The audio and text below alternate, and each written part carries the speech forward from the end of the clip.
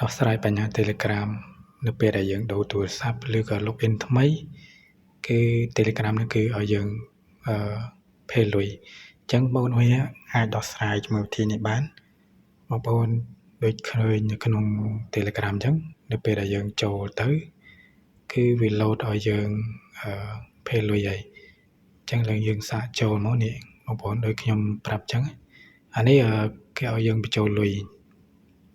អូខេឥឡូវទី1របៀបទី1គឺយើងត្រូវ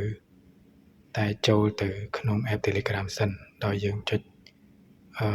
install Telegram នឹងចោលទី1ហើយបន្ទាប់មកបងប្អូនត្រូវ download ថ្មីហើយទី2គឺបងប្អូនចុចពី force stop app នឹងចោលសិនបន្ទាប់មកបងប្អូនអ្នកគ្នាត្រូវអូសទៅខាងក្រោមគេបងប្អូនត្រូវ allow notification និយាយទៅគឺបងប្អូនត្រូវ allow ជាមួយនឹង option ជាច្រើននៅក្នុង Telegram ហ្នឹងសិនណាបាទដូច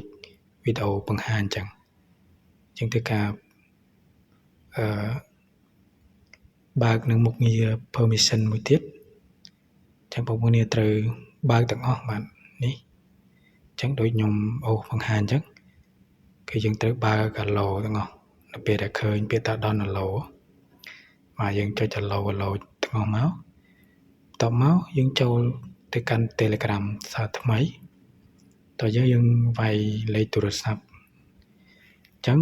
នៅពេលហ្នឹងគឺលេខទូរស័ព្ទរបស់យើងគឺនឹងតែមកយើងហើយឥឡូវនេះគឺខាង Telegram គឺអត់ផ្ញើសារមកយើងទេគេថាគេតែប្រាប់លេខកូដអញ្ចឹងបងប្អូនត្រូវត្រៀមប៊ិចដើម្បីកត់ជាមួយនឹងលេខកូដអញ្ចឹងណាបើសិនជាយូរទេយើងចុចពីតា get on phone ហ្នឹងមក get code on phone ណាអញ្ចឹងខាងក្រុមហ៊ុន Telegram គេនឹងតែមកយើងនេះដូចក្នុងរូបភាពអញ្ចឹងបាទបន្ទាប់ពីយើងកត់លេខកូដហើយគឺយើងត្រូវការវាយចូលនៅក្នុងប្រឡោះ5ខ្ទង់នេះ